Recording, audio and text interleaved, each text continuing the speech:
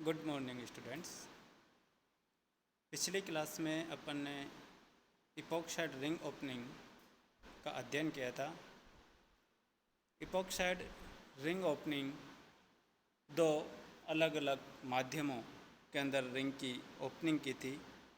पहला acidic medium और दूसरा बेसिक मीडियम। एसिडिक मीडियम में इपॉक्साइड की जब रिंग ओपनिंग होती है तो SN1 मैकेनिज़्म के थ्रू होती है। पूर्णतया उसको SN1 मैकेनिज़्म भी नहीं कह सकते, क्योंकि वहाँ पर बॉन्ड ब्रेकिंग के साथ साथ बॉन्ड फॉर्मेशन भी होता है। अर्थात यूँ कहूँ कि कार्बोकैटायन का फॉर्मेशन पूर्ण रूप से नहीं होता। इस वजह से एसिडिक मीडियम में जब इपॉक्साइड रिंग ओपनिंग होता है तो पार्शियली SN1 मैकेनिज़्म के करैक्टर्स फॉलो करती है।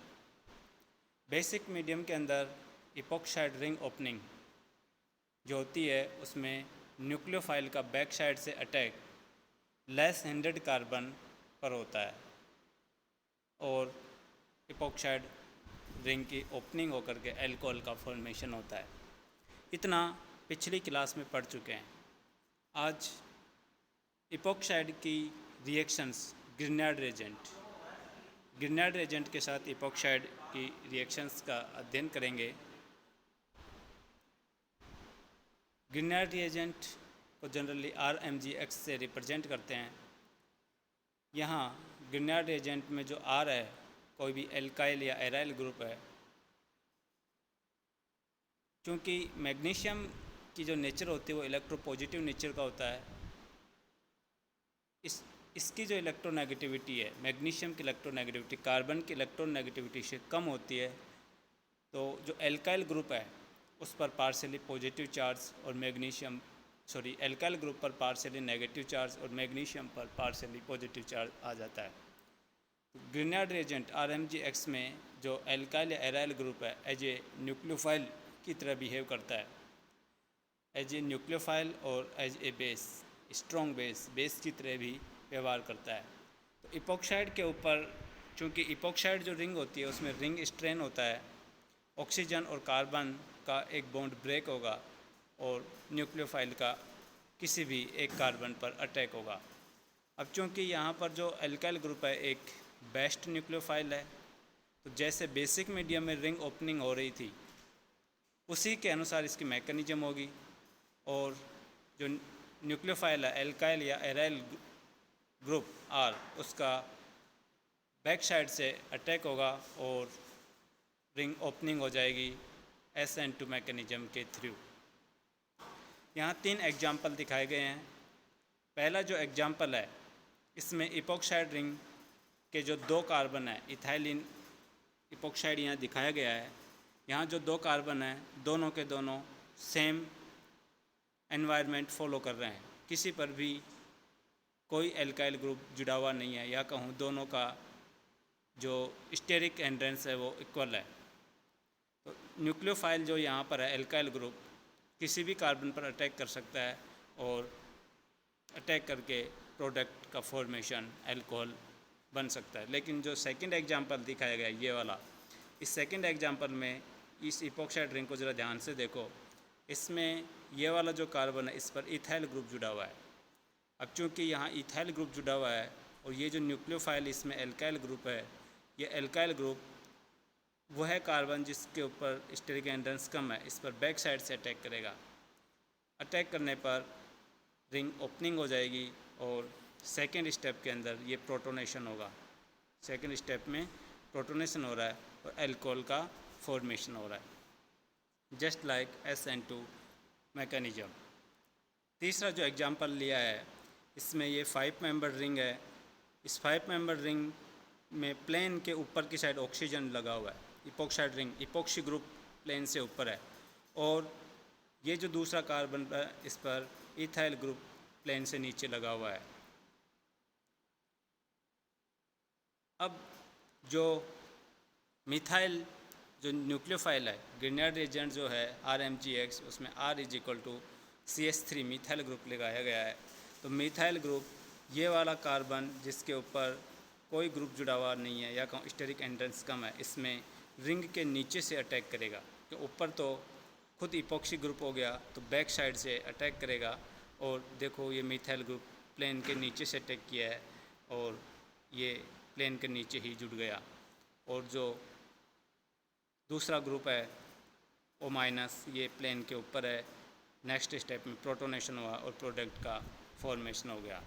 हमको इतना ध्यान रखना है कि ग्रिनार्ड एजेंट की जब रिएक्शन करवा रहे हैं तो ग्रिनार्ड एजेंट में जो एल्काइल ग्रुप है एज ए गुड न्यूक्लियोफाइल की तरह बिहेव कर रहा है। और जैसे बेसिक मीडियम में रिंग ओपनिंग हो रही थी उसी तरीके से यहाँ पर ये सेम उसी बेसिस पर रिएक्शन करके रिंग की ओपनिंग करता है।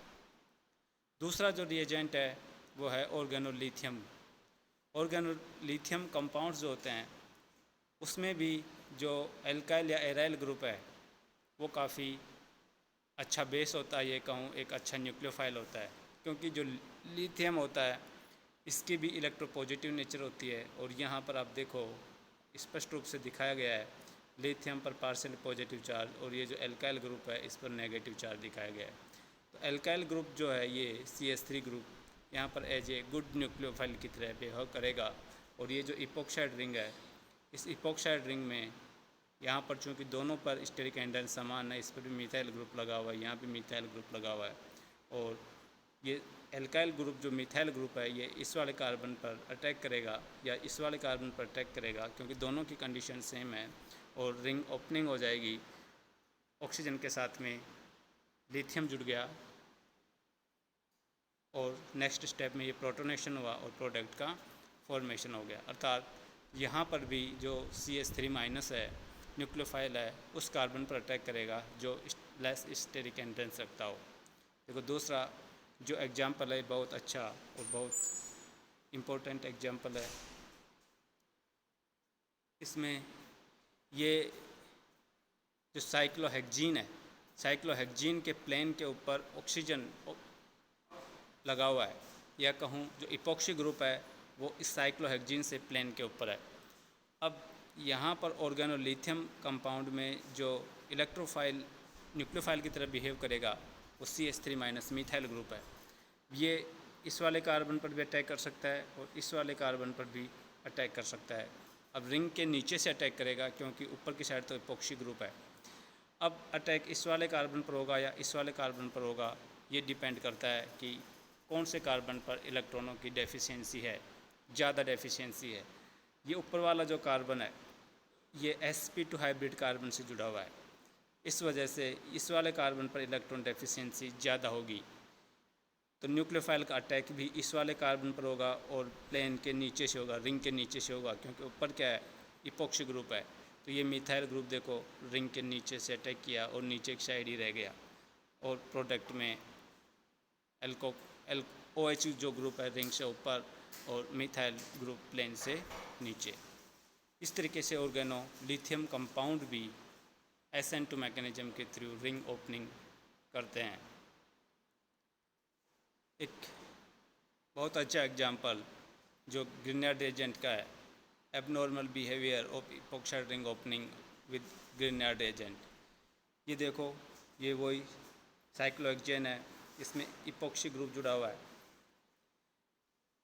अब इसकी रिएक्शन यदि ग्रिनार्ड एजेंट से करवाएं, टेट्राहाइड्रोफ्यूरेन या सॉल्वेंट लिया गया है, दूसरे स्टेप में प्रोटोनेशन करवाया गया है तो प्रोडक्ट के अंदर 5 मेंबर रिंग बन रही है। ऐसा क्यों? जनरली यूँ देखें तो CH3 मिथाइल ग्रुप या तो इस वाले कार्बन पर अटैक करना चाहिए या इस वाले कार्बन पर अटैक करना चाहिए और 6 मेंबर रिंग में एक कार्बन पर CH3 और दूसरे कार्बन पर OH ग्रुप लगा होना चाहिए। अब तक तो अपन ने ये पढ़ा है, लेकिन इसमें कुछ अलग तरीके से रिंग ओपनिंग हो रही है। देखो मैग्नीशियम है CH3 MgBr, ये मैग्नीशियम के पास में वैकेंट 3p और 3d ऑर्बिटल्स होते हैं। तो ग्रिनार्ड एजेंट में जो मैग्नीशियम है ये एज ए लुईस एसिड की तरह बिहेव करता है। लुईस एसिड उस स्पीसीज को कहते हैं जो इलेक्ट्रॉन पेयर एक्सेप्ट करे, इलेक्ट्रॉन पेयर ले उसको लुईस एसिड कहेंगे और जो इलेक्ट्रॉन पेयर दे उसको लुईस बेस कहेंगे। तो यहाँ पर जो ये मैग्नीशियम है ग्रिनार्ड एजेंट में ये एज ए लुईस एसिड की तरह बिहेव कर रहा है और ये जो ऑक्सीजन है इपॉक्सी ग्रुप की जो ऑक्सीजन है ये लुईस बेस की तरह व्यवहार कर रही है। तो पहले एसिड बेस रिएक्शन होगी और ऑक्सीजन और मैग्नीशियम के बीच में ये कोऑर्डिनेट बॉन्ड बन गया, उपसंयोजक बंध बन गया। ये बंध बनने से इस ऑक्सीजन पर इलेक्ट्रॉनों की डेफिशिएंसी हो गई, हाईली डेफिशिएंसी, क्योंकि एक कंप्लीट इलेक्ट्रॉन पेयर इस मैग्नीशियम के साथ बॉन्ड बनाने में काम आ गया। अभी इस बॉन्ड का किसी भी एक 3 मेंबर रिंग में एक बॉन्ड का ब्रेक होगी, एक बॉन्ड की ब्रेकिंग हो गई, ये कार्बोकैटायन का जनरेशन हो गया। ये देखो, जैसे ये कार्बोकैटायन जनरेट हुआ तो ये 2 डिग्री कार्बोकैटायन है। जिस भी रिएक्शन में कार्बोकैटायन है जो रिएक्शन इंटरमीडिएट बन गया वहाँ पर रीअरेंजमेंट होता है। तो ये 2 डिग्री कार्बोकैटायन से इस बॉन्ड की ब्रेकिंग होकर के और ये बॉन्ड डायरेक्ट इधर बनेगा और एक नया कार्बोकैटायन बनेगा जिसको सब्स्टिट्यूटेड कार्बोकैटायन कहेंगे। सब्स्टिट्यूटेड कार्बोकैटायन वो कार्बोकैटायन होता है जिसमें हेट्रोएटम, ऐसा हेट्रोएटम जिसके पास इलेक्ट्रॉन पेयर है उसके पास वाले कार्बन पर पॉजिटिव चार्ज आ जाए, तो ऐसे कार्बोकैटायन को सब्स्टिट्यूटेड कार्बोकैटायन कहते हैं। और substituted carbocation due to resonance होने की वजह से हाईली स्टेबल होता है। तो यहाँ रीअरेंजमेंट होगा सिग्मा बंध का।